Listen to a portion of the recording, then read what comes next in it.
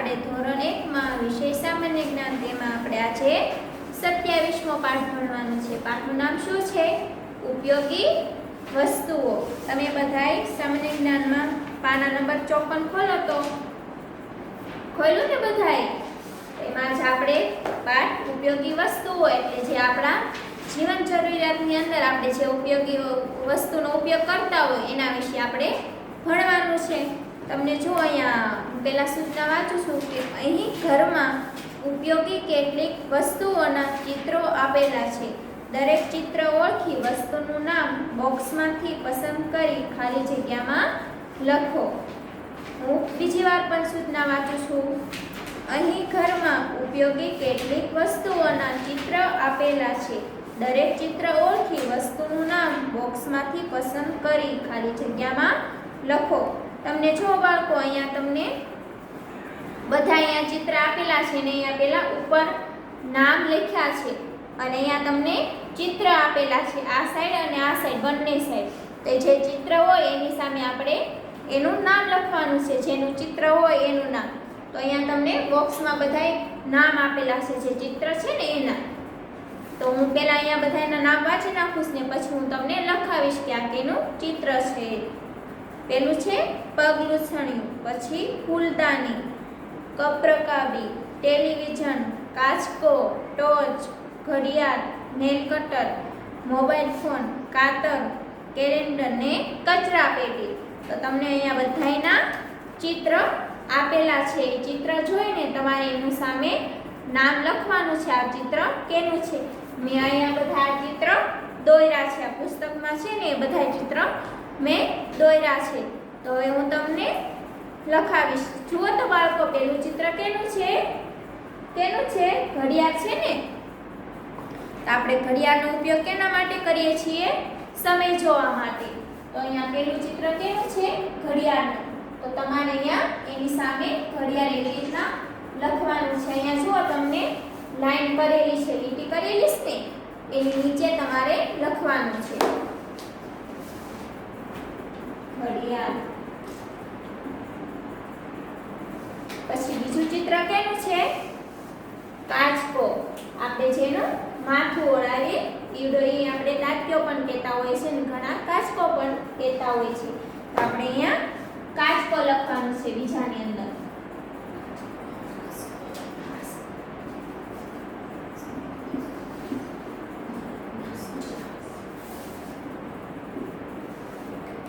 પછી ત્રીજું ચિત્ર કેનું છે? જુઓ તો કેનું છે? પગલૂછણિયું। આપણે એના કેનો ઉપયોગ કરીએ?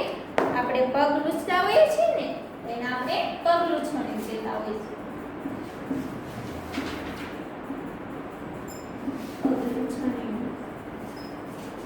પછી ચોથું ચિત્ર કેનું છે?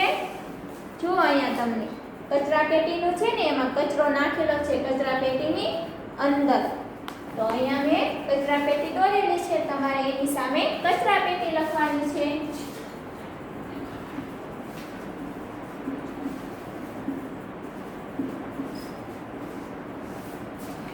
પછી પાંચમું ચિત્ર કેનું છે? કેલેન્ડર। કેલેન્ડરનું છે ને તો તમારે એની સામે કેલેન્ડર લખવાનું છે। મેં એનું ચિત્ર દોર્યું છે।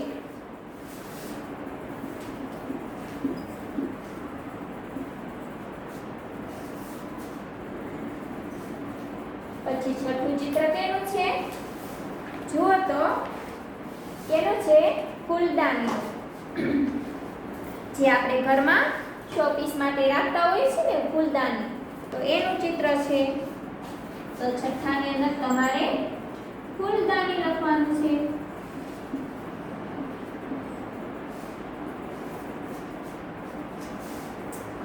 પછી સાતમું ચિત્ર કેનું છે? જુઓ તો કપરકાબી। તમે કપરકાબીનો કેમાં ઉપયોગ કરો છો? ચા પીવા માટે કે કોફી પીવા માટે કરો છો ને કપની રકાબીનો। તો અહીંયા જુઓ મેં ચિત્ર દોર્યું છે। તો અહીંયા કપરકાબી તમારે લખવાનું છે સાતમા ચિત્રની સામે।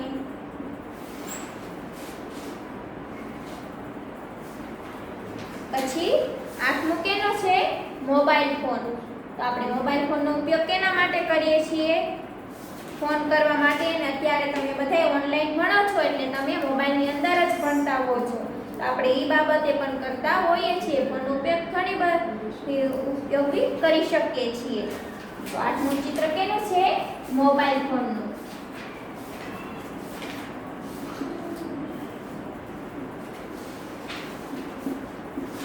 Mobile phone.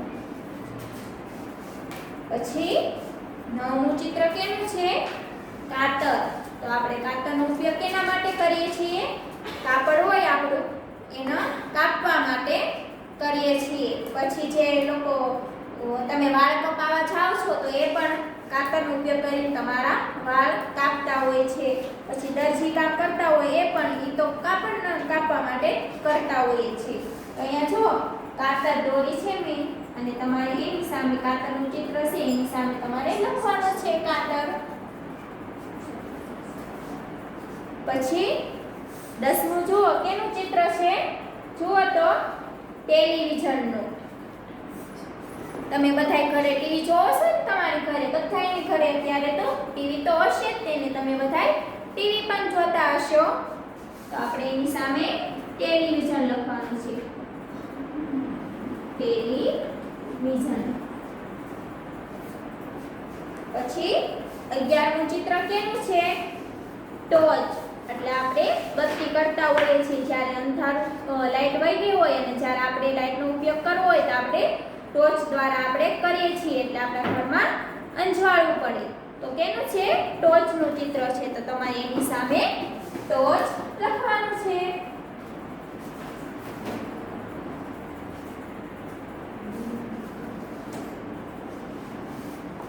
પછી 12મું ચિત્ર કેનું છે?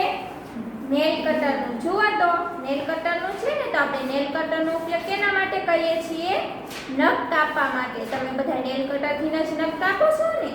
તો એનો આપણે એની સામે નેલ કટર લખવાનું છે. Nail cutter. તો આપણે અહીંયા બધી જ આપણે મોટા ભાગે તો ઘરમાં જ આપણે આ બધી વસ્તુનો ઉપયોગ કરતા હોઈએ છીએ. એ જ બધી વસ્તુ હતી ચિત્રમાં. તો તમે બધાએ જોયું ને, મારી સાથે તમે બધાએ લખતા ગયા છો ને? હવે પછી આપણે 28મો પાઠ ભણીશું. તો તમે પાના નંબર 55 ખોલો. 28 પાઠનું નામ શું છે? ભિન્નતા શોધો. તમે બધાએ ખોલ્યું ને પાના નંબર 55. તો હવે આપણે આજે 28મો પાઠ ભણીશું. પાઠનું નામ શું છે? ભિન્નતા શોધો. તો હવે હું અહીંયા સૂચના વાંચીશ, તમે બધા ધ્યાનથી સાંભળજો. કે અહીં એક સેટમાં 3 ચિત્રો આપેલા છે, પરંતુ એક ચિત્ર બીજા 2 ચિત્રો કરતાં જુદું છે, ને જુદું ચિત્ર શોધી તેની નીચે આપણે ખોટી નિશાની કરવાની છે, એટલે કે ચોકડી કરવાની છે. નિશાની કરો. તો જુઓ બાળકો, તમને અહીંયા ચિત્ર આપેલું છે. ક, ખ ને ગ એવી રીતના લખેલું છે. એની નીચે 3 ચિત્ર આપેલા છે જે એક સરખા જ છે, પણ એ 3માંથી એક ચિત્ર થોડું અલગ પડે છે. તો જુઓ બાળકો, અહીંયા તમને પહેલામાં ક છે, એમાં ભમરડો આપ્યો છે. તો એ આખો સરખો જ છે, અણીવાળો છે, અને ઉપર એની ટોચ પણ છે. પછી બીજું છે એ ગ છે, તો એમાં તમને નીચે અણી નથી આપેલી, અને છેલ્લું છે એ ગ છે. તો એ પણ એક સરખો જ છે, અણી આપેલી છે, ઉપર ટોચ છે, એક સરખો જ છે. તો આમાંથી તમને કયું ચિત્ર અલગ લાગે છે? તો કે બીજું ખ, કેમ કે એનામાં અણી નથી, એટલે તમારે એની તમને અહીંયા આવી રીતના ચોરસ બોક્સ પણ આપેલા છે એની બાજુમાં, તે 3 બાજુમાં. તો તમારે અહીંયા ખ લખેલો છે, ત્યાં તમારે ખોટી નિશાની કરવાની છે, એટલે કે ચોકડી કરવાની છે. ખની બાજુમાં જો અહીંયા તમને બોક્સ આપેલું છે, અને હું તમને અહીંયા એક ઉદાહરણ તરીકે સમજાવી દઉં છું. તો ખ છે એની સામે તમારે આવી રીતના ચોકડી કરવાની છે. તો તમે બધા મારી સાથે કરતા જજો, ને આ તો તમે બધાને આવડી જાય એવું જ છે, સાવ સહેલું છે. પછી બીજું ચિત્ર છે, તો એમાં પણ ક, ખ ને ગ આપેલું છે. તો એ કેનું ચિત્ર છે? ઘડિયાળનું. તો કમાં છે એ પણ એક સરખી તે ઘડિયાળ છે અને એક સરખો તે ટાઈમ આપેલો છે ક અને ખમાં. પછી ગ છે તો જુઓ તમને એમાં 9 વાગ્યા છે એવી રીતના બતાવ્યું છે અને ક અને ખ ની અંદર 3 વાગ્યા છે એ રીતનું તમને બતાવ્યું છે. તો આમાંથી તમને કયું ચિત્ર અલગ લાગે છે? તો ગ આવે છે, કેમ કે એમાં 9 બતાવ્યા છે અને ક અને ખમાં 3 બતાવ્યા હતા એટલે. તો આપણે એની બીજાની અંદર આપણે ગ છે એની સામે તમારે ચોકડી કરવાની છે. તો હવે હું તમને કહેતી જઈશ કે તમે આની અંદર ચોકડી કરો, કેમ કે હું બોર્ડ ઉપર નહીં લખું. પછી ત્રીજું ચિત્ર જુઓ તો ટ્રેન છે કપ આપેલા છે, પણ પેલું છે ક છે. પછી બીજાની અંદર પણ ખ છે, એમાં પણ કપ જ છે અને ગમાં પણ કપ જ છે. તો જુઓ તો બાળકો તમને આમાંથી કયું કપ અલગ લાગે છે? તો પહેલો તે ક, કે એમાં આપણે જે કપ પકડવાનો હોય એ દાંડિયો નથી, એટલે તમારી કની બાજુમાં ચોરસ બોક્સ આપેલું છે ત્યાં તમારે ચોકડી કરવાની છે. કરીને બધાએ. પછી ચોથું ચિત્ર કેનું છે?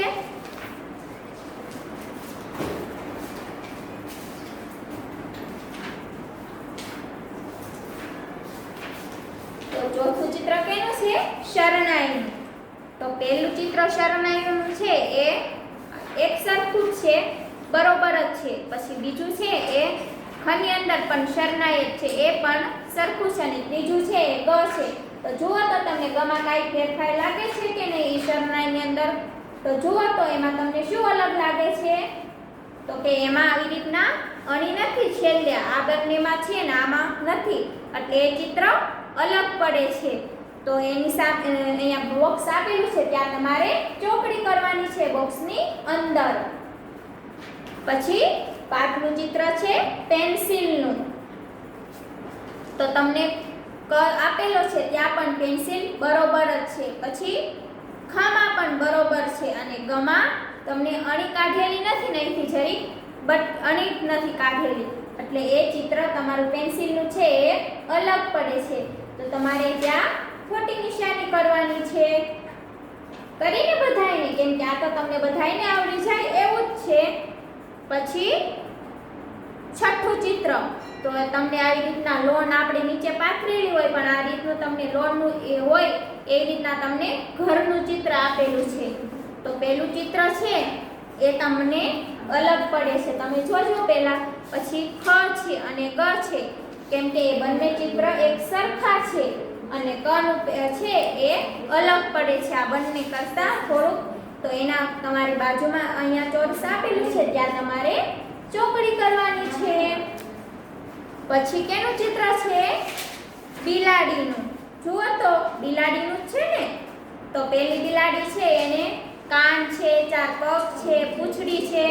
પછી ખ છે, તો ખની અંદર કાન, આંખું, પગ બધું આપેલું છે, પણ શું નથી? પૂંછડી નથી. અને ગમાં પણ કાન, આંખ, પગ, પૂંછડી બધું જ આપેલું છે. ખની અંદર પૂંછડી નથી આપેલી, એટલે ક અને ગની કરતા એ ચિત્ર અલગ પડે છે, જુદું પડે છે. તો તમારે એની બાજુમાં ચોરસ ચોકડી કરવાની છે. તો તમને બધાયને આ આવડી ગયું હશે, સમજાઈ ગયું ને બાળકો બધાયને?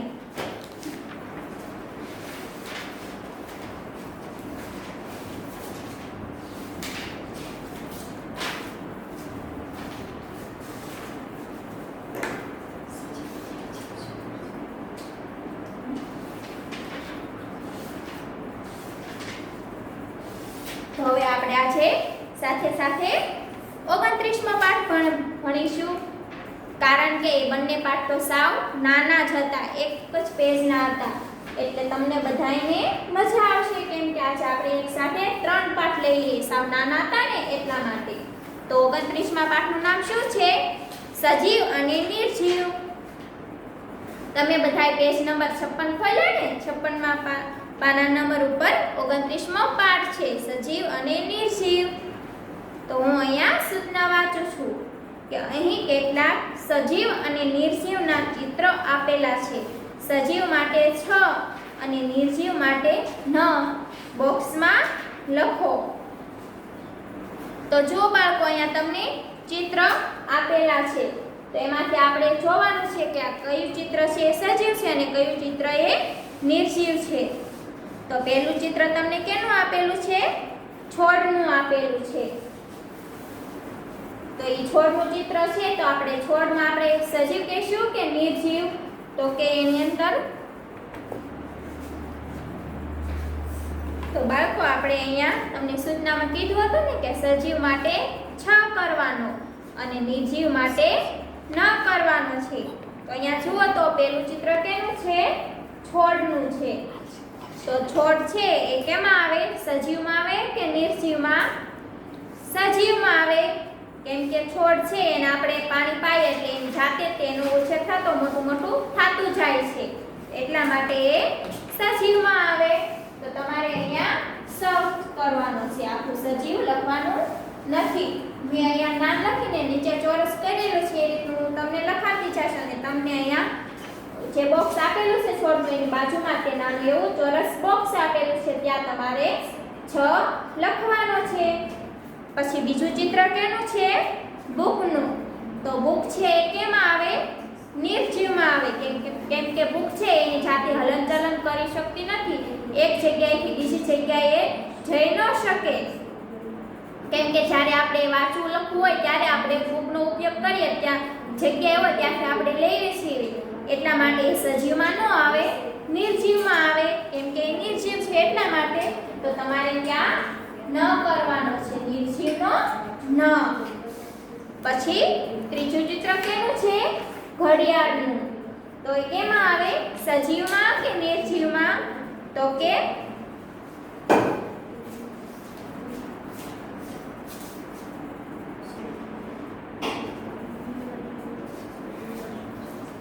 ઘડિયાળ છે એ પણ નિર્જીવમાં જ આવે. કેમ કે ઘડિયાળ છે આમ એની જાતે ચાલતી હોય છે, પણ પાવર હોય ત્યાં સુધી જ આપણે સેલ નાખીએ ને ઘડિયાળની અંદર, પછી સેલ બંધ થઈ જાય એટલે ઘડિયાળ પણ ચાલતી બંધ થઈ જાય, તો એ નિર્જીવમાં આવે.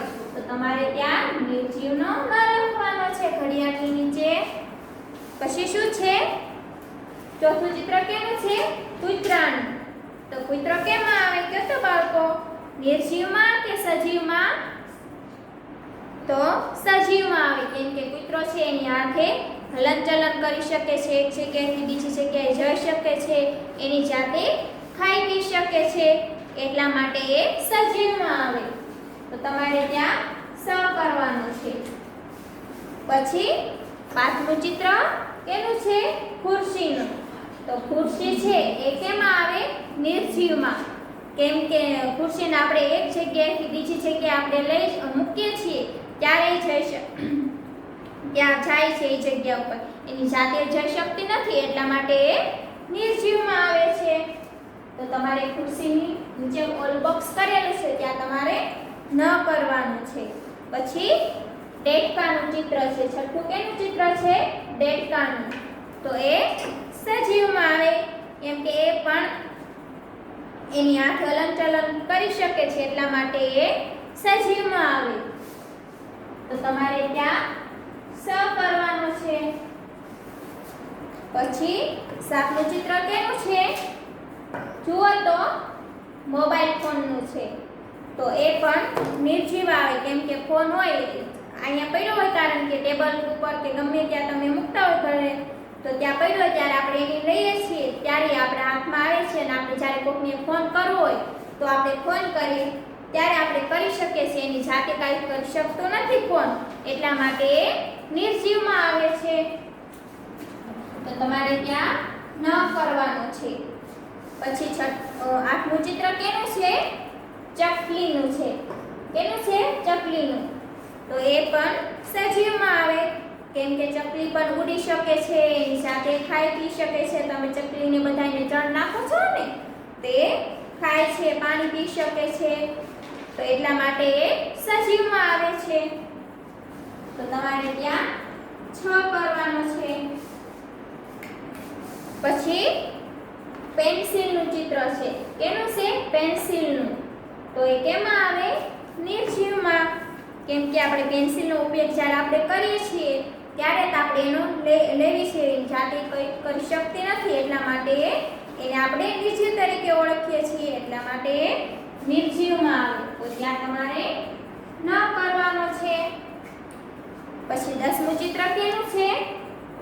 માછલીનું. તો માછલી છે એ કેમાં રહેતી હોય છે? પાણીમાં રહે ને માછલી, એની જાતે પાણીમાં રહેતી હોય છે અને પાણીની અંદર જ તે હાલતી ચાલતી હોય છે, તો એ સજીવમાં આવે. તો ત્યાં તમારે 6 કરવાનો છે. પછી કાચકો છે, કેનું ચિત્ર છે? કાચકાનું. તો એ પણ નિર્જીવમાં આવે, કેમ કે જ્યારે આપણે માથું વળાવવું હોય ત્યારે આપણે કાચકાનો ઉપયોગ કરીએ છીએ, તો ત્યારે જ આપણે કાચકો લઈએ છીએ, કેમ કે એટલા માટે એ નિર્જીવ આવે. તો ત્યાં તમારે ન કરવાનો છે. પછી કેનું છે? પોપટનું ચિત્ર છે. તો એ પક્ષીમાં આવે ને જાતે ઉડી શકે છે, ખાઈ પી શકે છે, એટલા માટે આપણે એને સજીવ તરીકે ઓળખીએ છીએ. તો ત્યાં તમારે 6 કરવાનો છે. પછી કેનું ચિત્ર છે? આ ઘણા બાળકોએ આ લાઇટ લેમ્પ છે એ જોયો હશે ને ઘણાએ નહીં જોયો હોય, તો આ લાઇટ લેમ્પનું ચિત્ર છે. તો એ પણ નિર્જીવમાં આવે, કેમ કે જ્યારે આપણે એને ચાલુ કરીએ ત્યારે એ ચાલુ થાય છે, એની જાતે ચાલુ નથી થઈ શકતો, એટલા માટે એ નિર્જીવમાં આવે. ત્યાં તમારે ન કરવાનું છે. પછી 14મું ચિત્ર કેનું છે? પતંગિયાનું. તમે બધાએ પતંગ જોયું છે ને? બધાને ગમતું પણ હશે. તો એ છે સજીવમાં આવે, કેમ કે એની જાતે ઉડી શકે છે. પછી જાજુ તો એ બધાય ઝાડવા પર જ બેઠું હોય છે પતંગોને, ત્યાંથી ઉડી પણ શકતું હોય છે, એટલા માટે એ સજીવમાં આવે. પછી 15મું ચિત્ર કેનું છે? જુઓ તો મોટરનું છે. કેનું છે? મોટરનું. તો મોટર છે એ સજીવમાં આવે કે નિર્જીવમાં? તો નિર્જીવમાં આવે, કેમ કે જ્યારે આપણે મોટરને ચલાવીએ છીએ ત્યારે ચાલી શકે છે, એની જાતે તો ચાલી શકતી નથી. આપણે જ્યારે ડ્રાઇવિંગ કરીએ છીએ એને શરૂ કરીએ પછી એ ચાલે છે, તો એટલા માટે એ નિર્જીવમાં આવે મોટર. તો તમને બધાને સમજાઈ ગયું ને સજીવ અને નિર્જીવ કોને કહેવાય? જે બધું જાતે કરી શકે એને આપણે સજીવ તરીકે ઓળખીએ છીએ, અને જેનું કાંઈ હલનચલન કે જાતે ખાઈ પી શકતા ન હોય, એક જગ્યાએથી બીજી જગ્યાએ ન જઈ શકતા હોય, એને આપણે નિર્જીવ કહીએ છીએ. તો સજીવ અને નિર્જીવ વિશે તમને બધાને સમજાઈ ગયું હશે.